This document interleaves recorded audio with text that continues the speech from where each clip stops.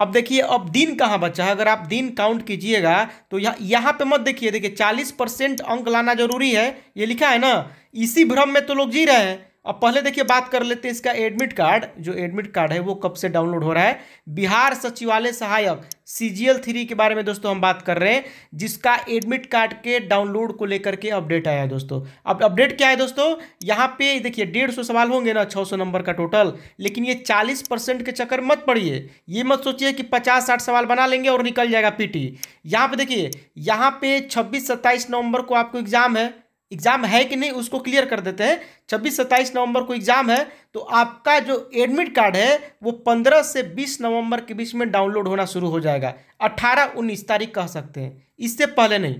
इससे पहले क्या होगा, इससे पहले एक नोटिफिकेशन आएगा जो कि 3 दिन के अंदर आपको देखने को मिलेगा। अगर ये 3 या 4 दिन के अंदर नहीं आता है तो फिर समझिए कि आपका एग्जाम डेट बढ़ जाएगा आगे। और ये 40% वाला जो दिमाग में चक्कर है ना कि 40% अंक लाना जरूरी है UR का, जनरल का, तो ये दिमाग से निकाल दीजिएगा। वो 40% कितना होगा।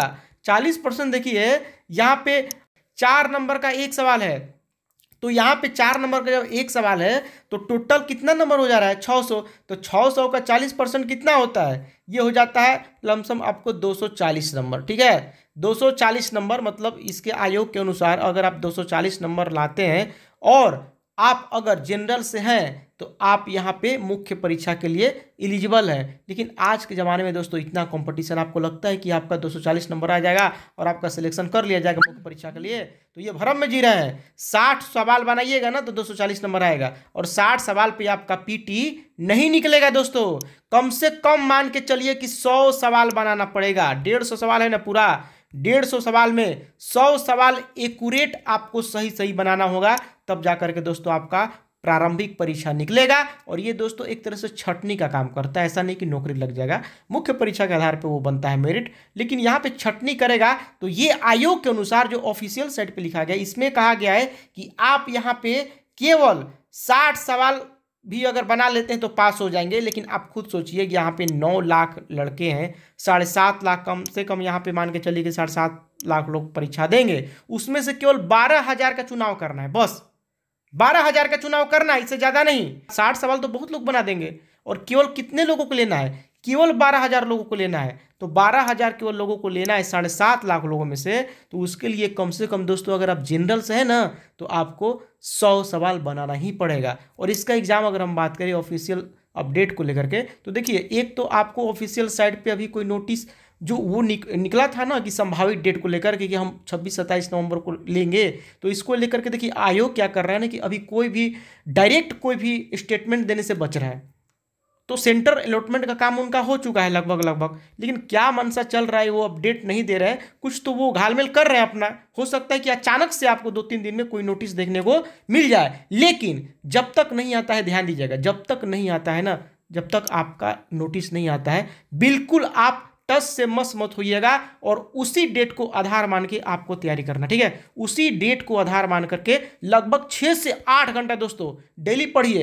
अभी 10 दिन अगर आप बढ़िया से पढ़ लीजिएगा ना, 15 दिन, यही आपका नंबर लगभग 20 से 30 नंबर तक आपका इंक्रीज कर देगा, आराम से इंक्रीज कर देगा। और इसी में लापरवाही कर दीजिएगा, सब बेकार हो जाएगा, समझिए। तो है, लेकिन कुछ तो बात है, कुछ तो देखिए यहाँ पे चल रहा है। अब जो भी होगा, यहाँ पे कोई नोटिस आएगी तो बताएंगे। 3-4 दिन वेट कीजिए, 3 दिन से ज़्यादा नहीं जाएगा। ऐसा नहीं है कि आपको एग्जाम 26 को है और ये 20 को नोटिस निकालेंगे। 20 से तो डाउनलोड होना शुरू हो जाएगा ना, 20 से तो डाउनलोड होना शुरू हो जाएगा। तो इससे पहले ही वो लगभग आप लगभग 12-13 तक, मैक्सिमम हमको लगता है 11-12 तक वो यहाँ पे एक नोटिस निकाल देंगे जिसमें लिखा रहेगा कि आपका 26-27 नवंबर को कंफर्म कर लिया गया।